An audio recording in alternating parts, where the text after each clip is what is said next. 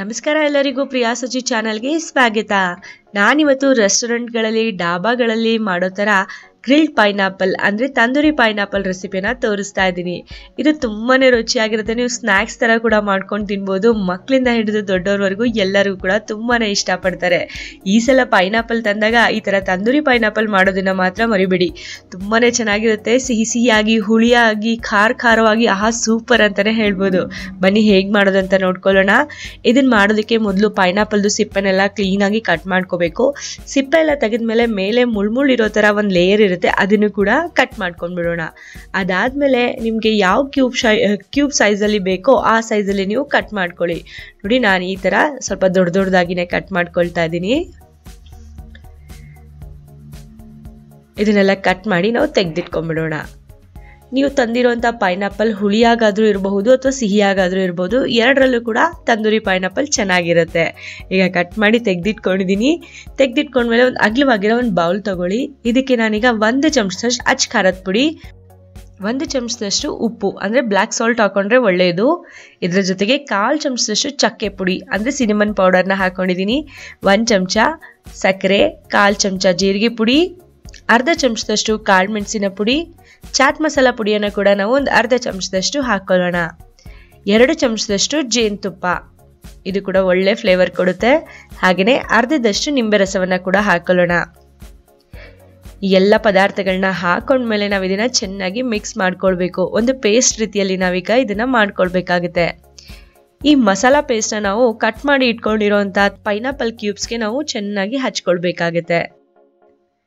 ಈಗ ಕಟ್ ಮಾಡಿ ಇಟ್ಕೊಂಡಿರೋಂಥ ಈ ಪೈನಾಪಲ್ನ ನಾನೀಗ ಈ ಮಸಾಲೆ ಒಳಗಡೆ ಹಾಕೊಳ್ತಾ ಇದ್ದೀನಿ.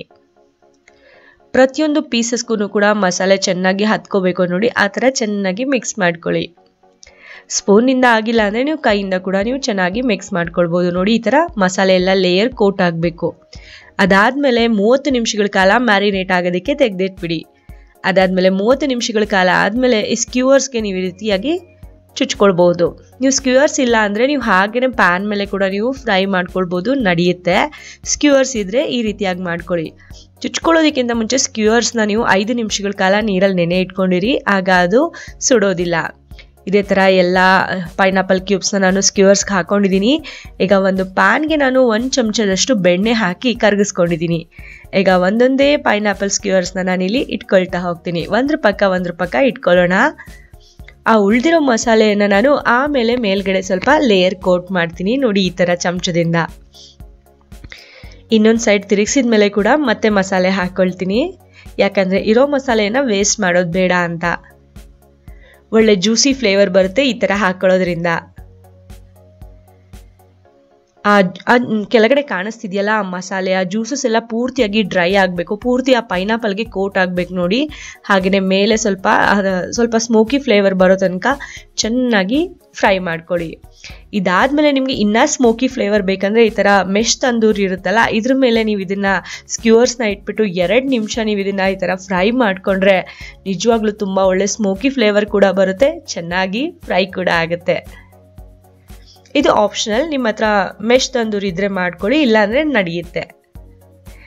ಈಗ 100% ರೆಸ್ಟೋರೆಂಟ್ಗಳಲ್ಲಿ ಢಾಬಾಗಳಲ್ಲಿ ಕೊಡೋವಂಥ ತಂದೂರಿ ಪೈನಾಪಲ್ ಅಂದರೆ ಗ್ರಿಲ್ಡ್ ಪೈನಾಪಲ್ ತಯಾರಾಗಿದೆ. ಇದನ್ನು ನೀವು ಕೆಚಪ್ ಜೊತೆಗೋ ಅಥವಾ ಗ್ರೀನ್ ಚಟ್ನಿ ಜೊತೆಗೋ ಅಥವಾ ಹಾಗೇನೆ ಕೂಡ ತಿನ್ಬಿಡ್ಬೋದು. ತುಂಬಾ ಟೇಸ್ಟಿಯಾಗಿರುತ್ತೆ.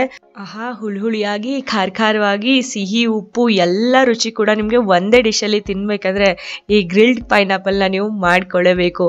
ನೀವು ಕೂಡ ತಿನ್ಕೊಂಡು ಎಂಜಾಯ್ ಮಾಡ್ಕೊಳ್ಳಿ ಅಂತ ಹೇಳ್ತಾ ಇವತ್ತಿನ ವಿಡಿಯೋ ಮುಗಿಸ್ತಾ ಇದ್ದೀನಿ. ಈ ರೆಸಿಪಿ ನಿಮಗೆ ಇಷ್ಟ ಆಗಿದ್ರೆ ಫ್ಯಾಮಿಲಿ, ಫ್ರೆಂಡ್ಸ್, ರಿಲೇಟಿವ್ ಜೊತೆಗೆ ಕೂಡ ಶೇರ್ ಮಾಡ್ಕೊಳ್ಳಿ. ಪ್ರಿಯಾ ಸುಜಿ ಚಾನಲ್ಗೆ ಲೈಕ್ ಹಾಗೂ ಸಬ್ಸ್ಕ್ರೈಬ್ನ ಮಾಡೋದನ್ನ ಮರಿಬೇಡಿ. ಧನ್ಯವಾದಗಳು.